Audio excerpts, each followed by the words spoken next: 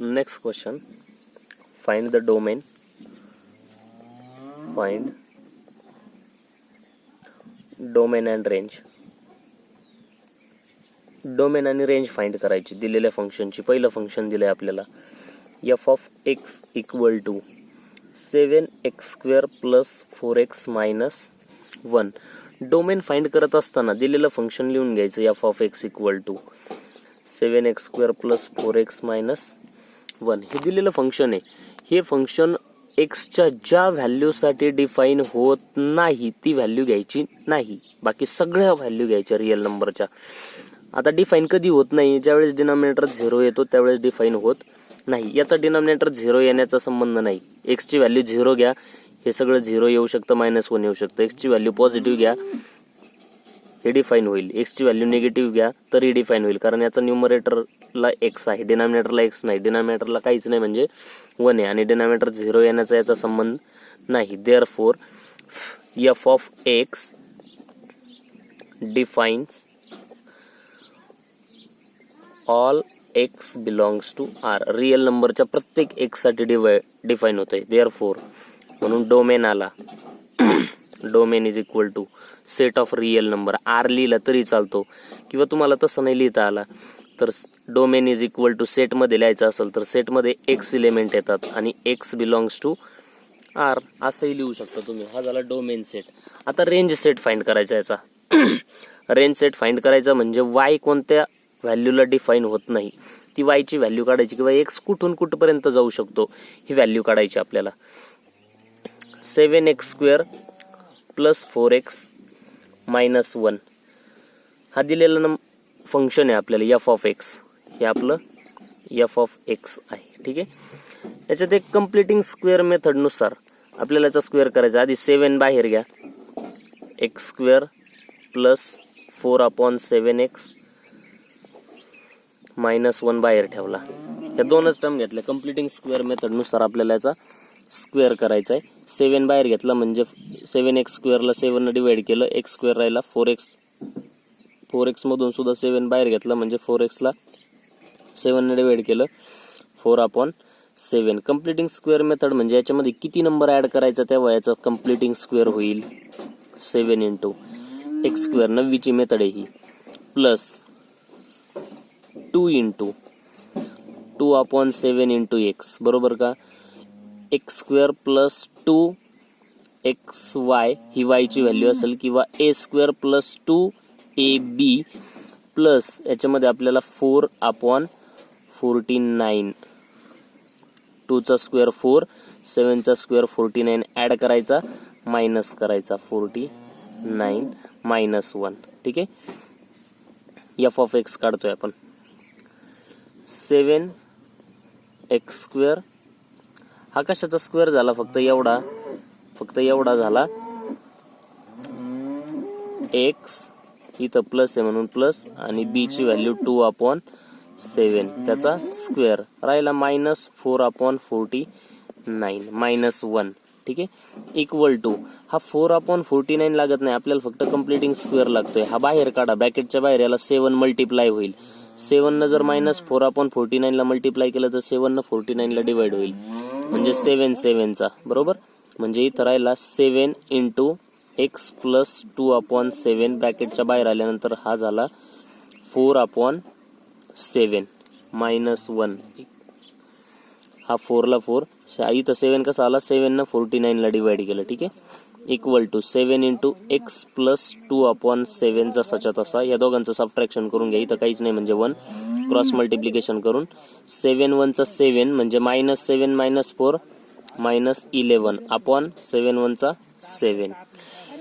आता ही व्हॅल्यू, या व्हॅल्यूकडे बघा. ह्या व्हॅल्यू मध्ये आपण x हा काय घेऊ शकतो, डोमेन रिअल नंबर घेऊ शकतो. रिअल नंबर मध्ये पॉझिटिव्ह नंबर्स असतात. हा स्क्वेअर आहे कम्प्लिटिंग मेथड नुसार याचा स्क्वेअर इथं. x जर पॉझिटिव्ह घेतला तर पॉझिटिव्ह प्लस पॉझिटिव्ह आणि पॉझिटिव्हचा स्क्वेअर पॉझिटिव्ह येणार. ही संख्या पॉझिटिव्ह आली. ठीक आहे.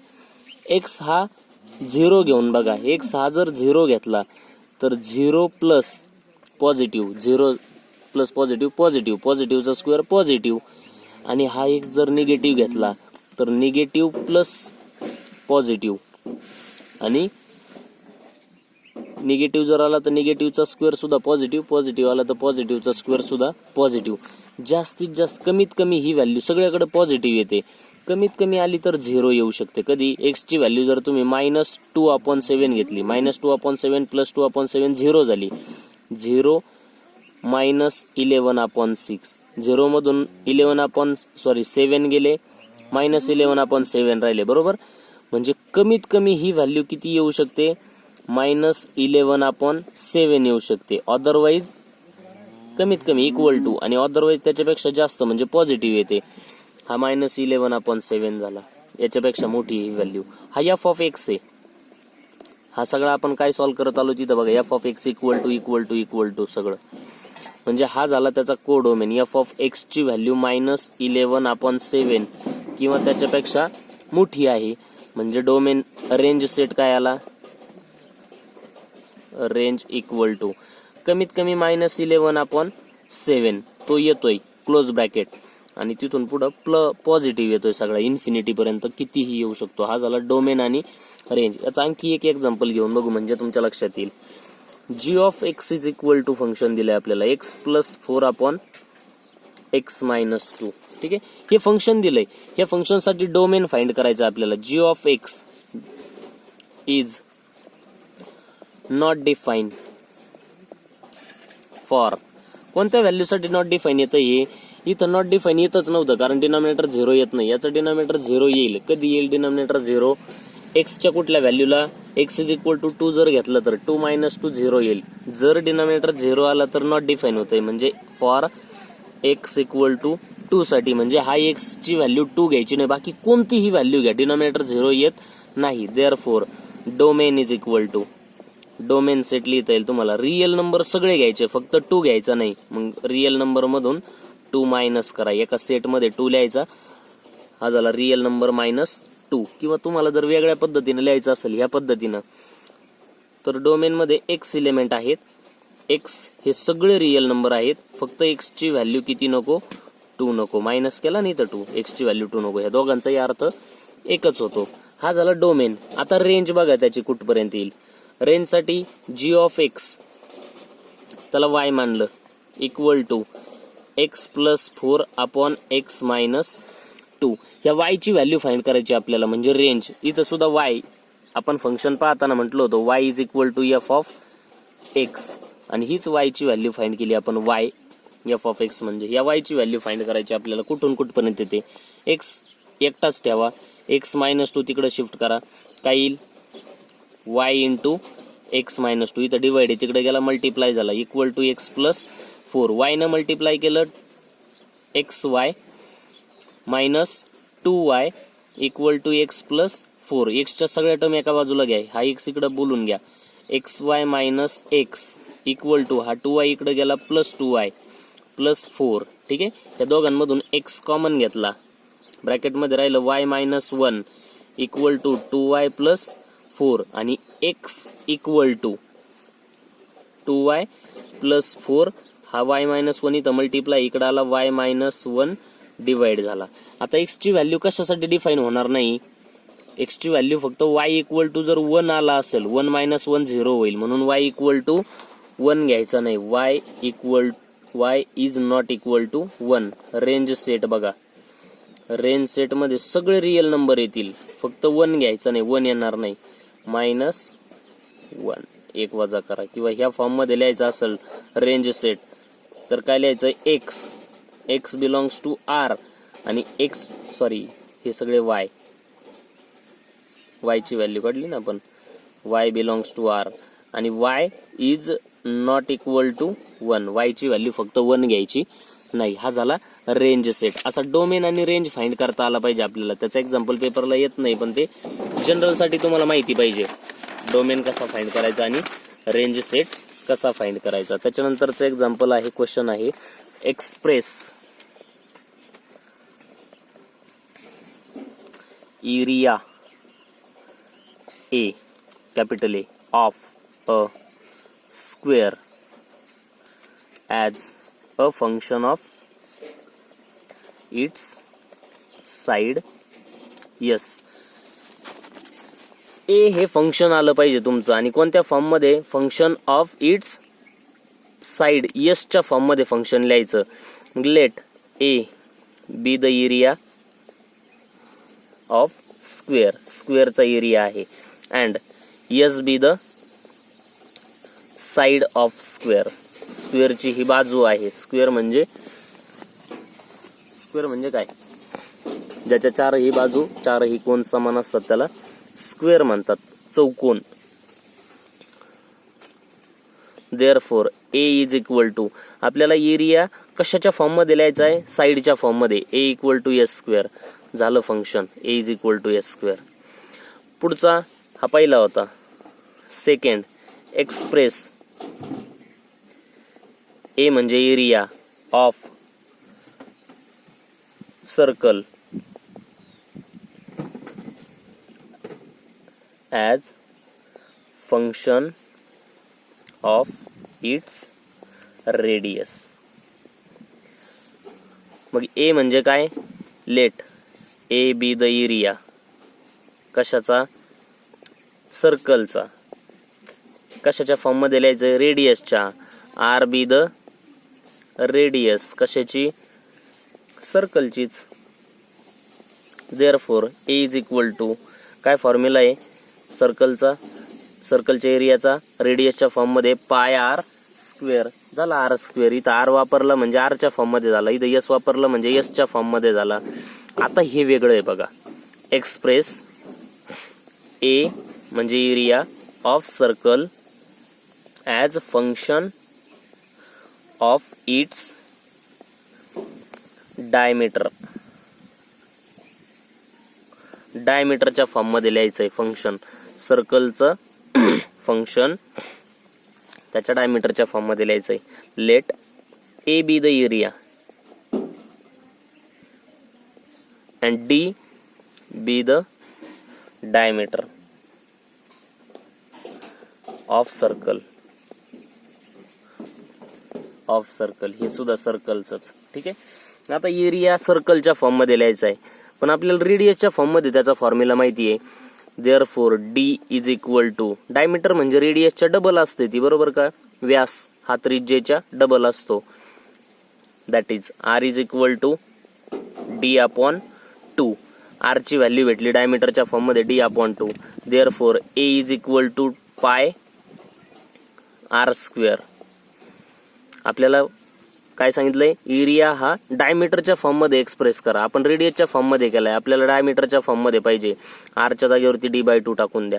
डी बाय 2 आरचा स्क्वेअर आहे म्हणून डी बाय 2 चा स्क्वेअर, आणि डी बाय 2 चा स्क्वेअर काय येईल? Area is equal to pi into D square upon 2 चा स्क्वेअर 4. हा झाला area in the form of किंवा फंक्शन ऑफ इट्स डायमीटर, या डायमीटरच्या फॉर्म मध्ये. असं काही असलं तरी आपल्याला त्याच्यामध्ये इंटरचेंज किंवा ट्रान्सफॉर्म करता आलं पाहिजे त्याच्यामध्ये. आता क्वेश्चन आहे इंजेक्टिव्हिटी आणि सर्जेक्टिव्हिटी चेंज करायची. चेक इंजेक्टिव्हिटी. इंजेक्टिव्हिटी म्हणजे काय? 1-1 फंक्शन. अँड सर्जेक्टिव्हिटी म्हणजे, सर्जेक्टिव्ह म्हणजे कोणतं फंक्शन? सर्जेक्टिव्हिटी म्हणजे ऑन टू फंक्शन. हे 1-1 आणि ऑन टू चेक करायचंय. फंक्शन दिलंय आपल्याला natural number to natural number given by F of X equal to x square. आता फंक्शन 1-1 कधी असतं? 1-1 एका, काय सांगितली होती definition? Different element in A, म्हणजे ए मधला डिफरंट इलेमेंट त्याची डिफरंट इमेज पाहिजे. A B C. 1 ची ए असेल तर 2 ची ए असलीच तर ते 1-1 होत नाही. 2 ची वेगळी पाहिजे. 1 नी ए बुक केला एकदा, मग 2 न दुसरा घ्यायचा बी, आणि 3 न सी. हे वेगवेगळी इमेज आली पाहिजे. वेगळा इलेमेंट वेगळी इमेज.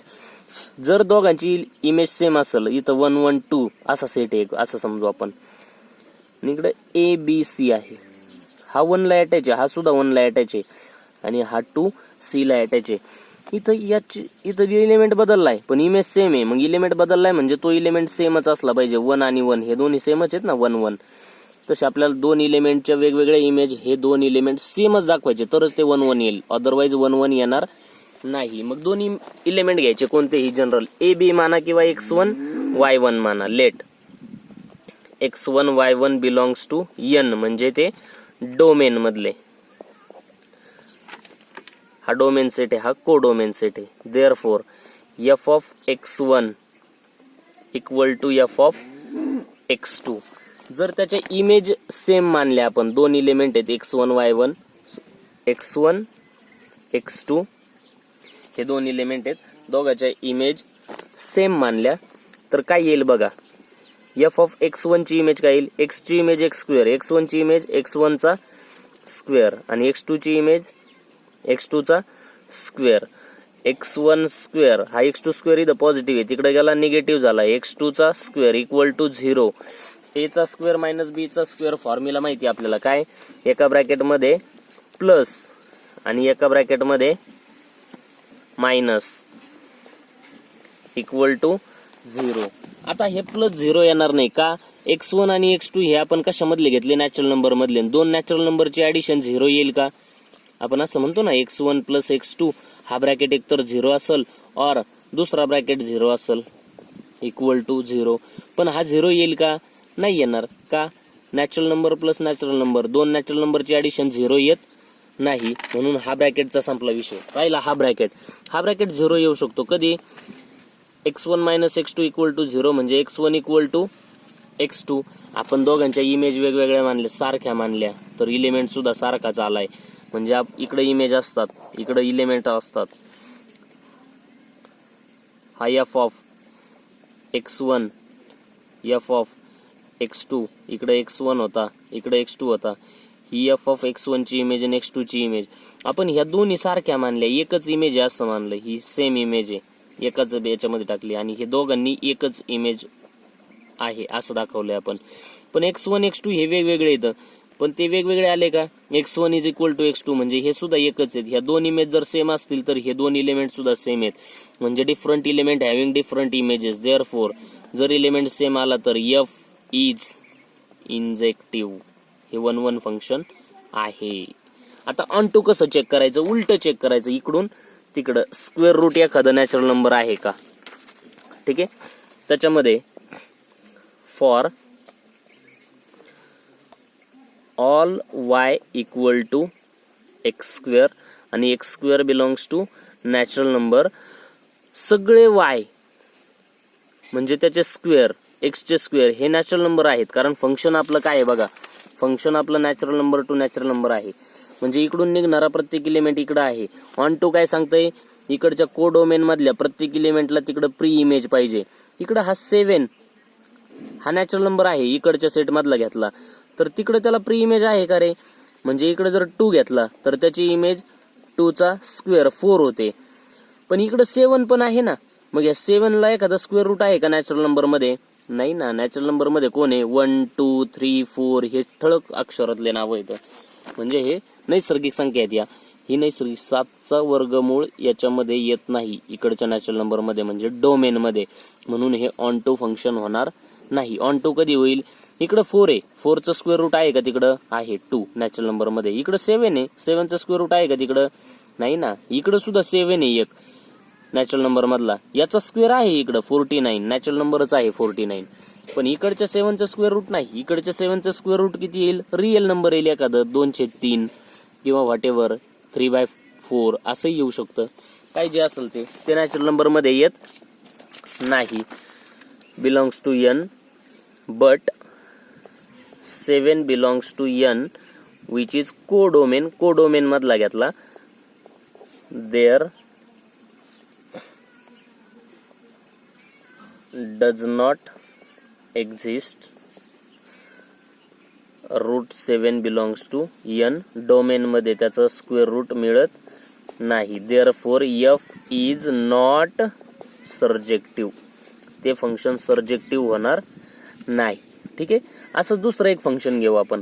जर फंक्शन घेतलं, फंक्शन सारखंच ठेवलं, फक्त function natural number to natural number होतं, आपण real number to real number घेतलं.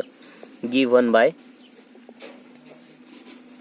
f of x equal to x चा स्क्वेअर, ठीक आहे. आता हे f of x equal to x चा स्क्वेअर फंक्शन तसंच आहे सेम, फक्त natural number to natural number ऐवजी real number to real number आहे, म्हणजे रिअल नंबर मध्ये 1 आहे की नाही चेक करायचं आहे आपल्याला. F of x1 x2 belongs to real number घेतले आपण आणि x1 इक्वल टू x2 म्हटलं त्याच्या इमेजेस सेम आहेत असं दाखवलं आपण. जर इमेज सेम असतील तर इलेमेंट x1 आणि x2 हे सुद्धा सेमच आले पाहिजेत. काय होतं बघा, 2 हा रिअल नंबर आहे आणि -2 हा सुद्धा रिअल नंबर आहे, बरोबर का. या रिअल नंबर मधला 2 आणि ह्याच रिअल नंबर मधला -2 दोन वेगवेगळे इलेमेंट आहेत का वेगळे. 2 आणि -2 सेम आहेत का, नाही, वेगळे आहेत. मग त्याचे इमेज सुद्धा वेगळे आले पाहिजे ना. एफ ऑफ एक्स फंक्शन मध्ये टाका, हा 2 टाकला, इकडं 2 चा स्क्वेअर झाला 4, इथं -2 टाकला, -2 चा स्क्वेअर झाला तो सुद्धा 4च. हे दोन्हीही इलेमेंट एकाच इमेजला जोडलेले आहेत, म्हणजे हे 1 1 होणारच नाही, आपल्याला सरळ सरळ दिसतंय. ते प्रूव्ह कसं करायचं बघा. एफ ऑफ x1 म्हणजे x1 चा स्क्वेअर, एफ ऑफ x2 टाकला तर x2 चा स्क्वेअर, x2 तिकडे शिफ्ट केला, x1 चा स्क्वेअर मायनस x2 चा स्क्वेअर इक्वल टू राहिला 0. a square minus b square formula, x1 plus x2 एका ब्रॅकेटमध्ये, x1 मायनस x2 एका ब्रॅकेटमध्ये इक्वल टू 0.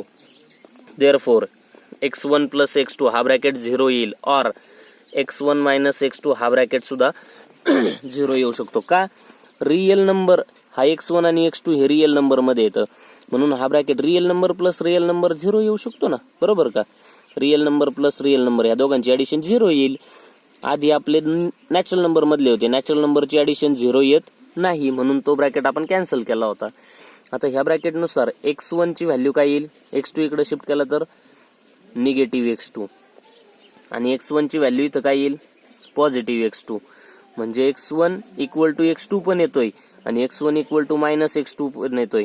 म्हणजे हे दोन्ही इलेमेंट आणि हे दोन्ही इलेमेंट सेम आहेत का, नाही. म्हणून देअरफॉर f इज नॉट इंजेक्टिव्ह. 1 1 नाही ते, आणि ते आपण इथंच ट्राय करून बघितलं होतं, एक पॉझिटिव्ह एक नंबर निगेटिव्ह घेऊन बघितला होता.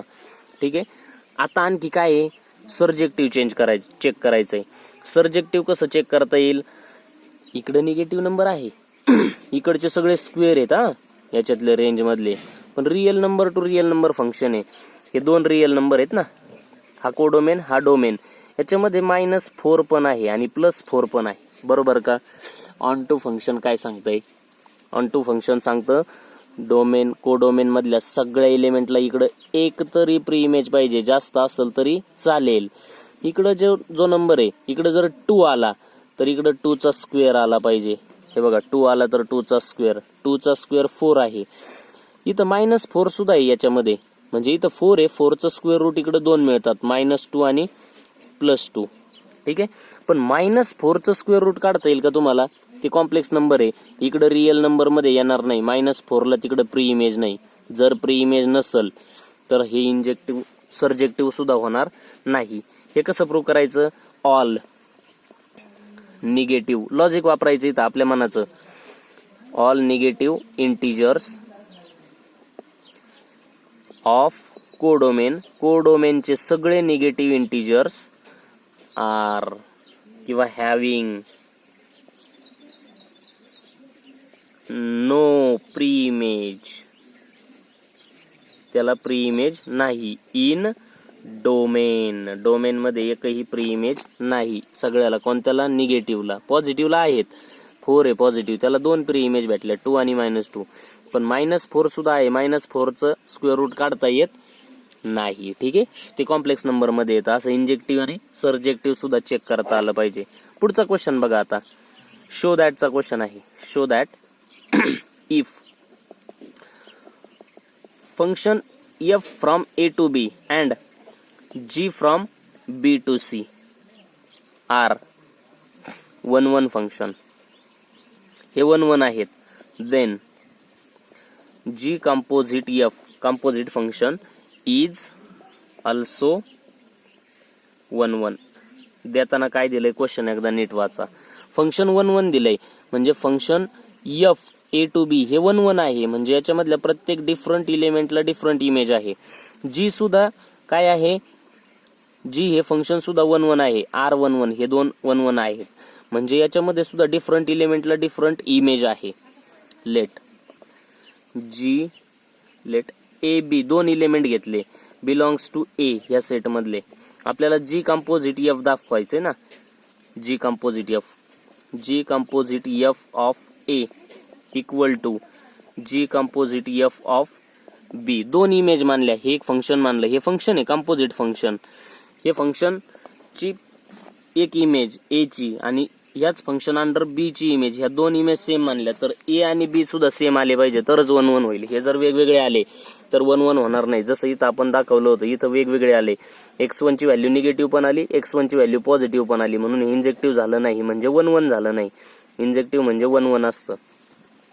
मग हे कंपोजिट फंक्शन लिहिताना कसं लिहितात, function of function element G of F of A equal to G of F of B. पण आपल्याला तर असं सांगितलंय एफ आणि जी हे काय आहेत, 1 1 फंक्शन आहेत.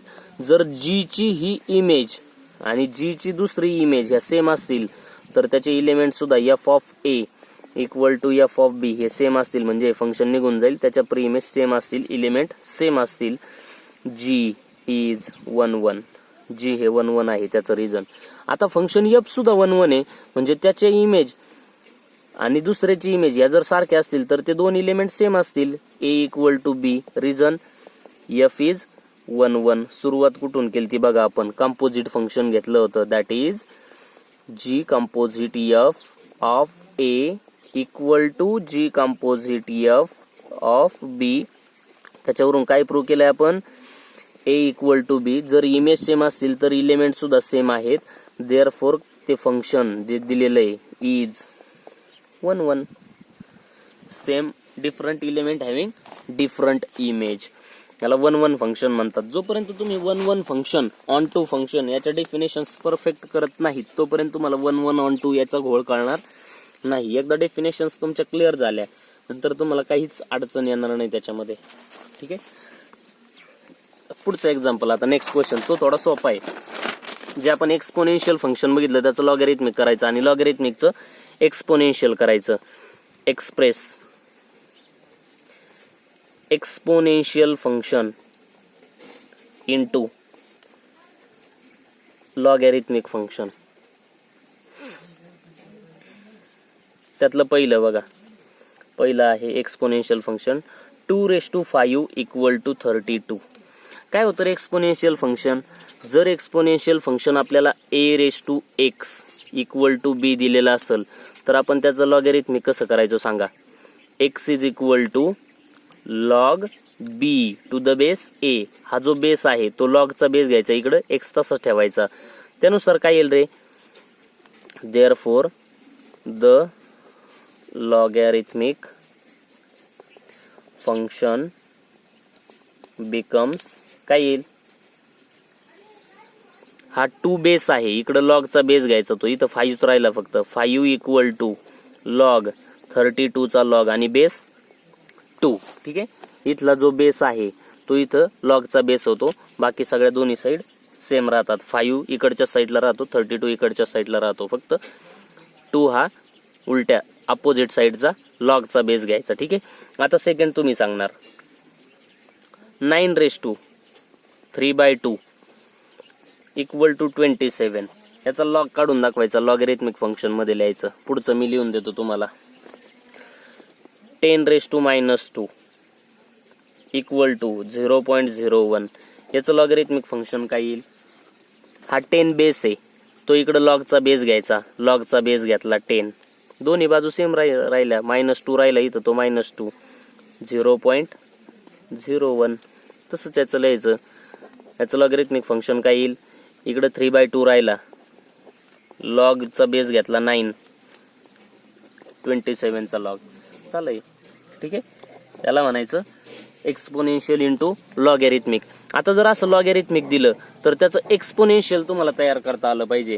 घ्या बरं example, -2 is equal to log 0.01 base 10. याचं काय येईल एक्सपोनेन्शियल फंक्शन, हा जो बेस आहे तो इकडं याचा बेस घ्यायचा 10 आणि त्याचा रेस टू पॉवर हा घ्यायचा. हा लॉग निघून गेला, 0.1 राहिला, म्हणजे 0.01 इज इक्वल टू 10⁻².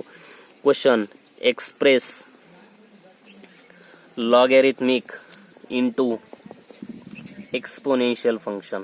ठीक आहे, त्यातलं पहिलं एक्झाम्पल घ्या. log 64 to the base 2 equal to 6. काय रे याचं सांगा बरं. हा जो बेस आहे तो याचा बेस घ्यायचा म्हणजे हा रेस टू पॉवरला जाईल. इथं राहिला फक्त 64 इक्वल टू 2 बेस 2 होता त्याचा रेस टू पॉवर इकडची साईड. ठीक आहे. हा झाला एक्सपोनेन्शियल फॉर्म. लिहिताना असं लिहायचं द एक्सपोनेन्शियल फॉर्म बिकम्स.